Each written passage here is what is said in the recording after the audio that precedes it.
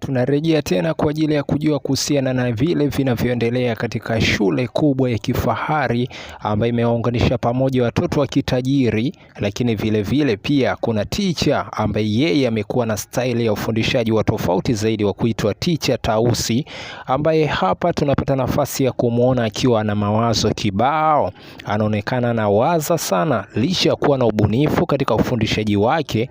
Yapo ambaye yanaonesha kwa ndani zaidi, yapo ndani ya kichwa cha teacher Tausi ambaye yamekuwa yanamsumbua zaidi. Unataka kuyafahamu ni yapi? Tunapoendelea na mfululizo wetu huu tutapata nafasi ya kuyajua hayo, lakini tunarudi darasani, tunakutana na wanafunzi wa shule hii ya kifahari wakiwa wanaonekana kupiga stori, huku mwanafunzi wa kike wa kuitwa Kim anamwomba mtihani kijana wa kuitwa Lee, kijana ambaye ni mstaarabu darasani, ambaye naye ana yake kichwani ambayo yanayomkwaza.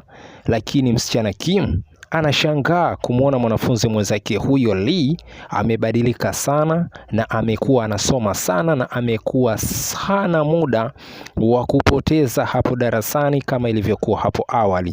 Lakini mwanafunzi mwingine wa kuitwa Son anamwambia Kim kwamba aachane na Lee, kwani kwa sasa amekuwa ni mwanafunzi wa tofauti hapo darasani na amekuwa anasoma sana vitabu vya hadithi. Je, kuna yapi ambaye anamkwaza kijana huyu? Si tuna nafasi ya kuendelea kujua kwa kukaa pamoja na kuendelea kuicheki hii hapa. Lakini baada ya masomo kwa shule za wenzetu, ni kawaida sana wanafunzi kukutana viwanjani kwa ajili ya kufanya mazoezi ya hapa na pale, kuweka mwili sawa, na wale wenye vipaji mbalimbali vya kimichezo kuendelea kuweka ndoto zao sawa za vipaji walivyokuwa nazo. Sasa katika mazoezi ya leo tunakutana na vijana wawili, Yohan pamoja na Bonge wa kuitwa Zoan, ambapo Bonge Zoan baada ya kufanya mazoezi wananyosha mikono mbele. Anashangaa kumwona Yohan ana saa moja mpya ambayo ni toleo jipya na ya gharama ya juu zaidi. Kama unavyojua watu wanene wanapenda sana kushine, wanapenda sana kuweka muonekano mzuri.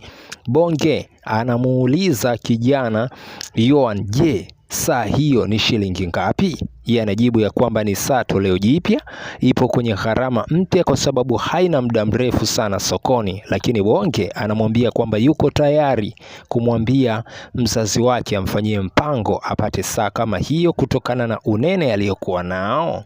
Anafanana kumiliki au kuvaa saa ya aina hiyo. Wengi akiwa yanaendelea hapo, anakuja teacher Tausi na kuwastopisha na kuambia waache kwanza kufanya mazoezi.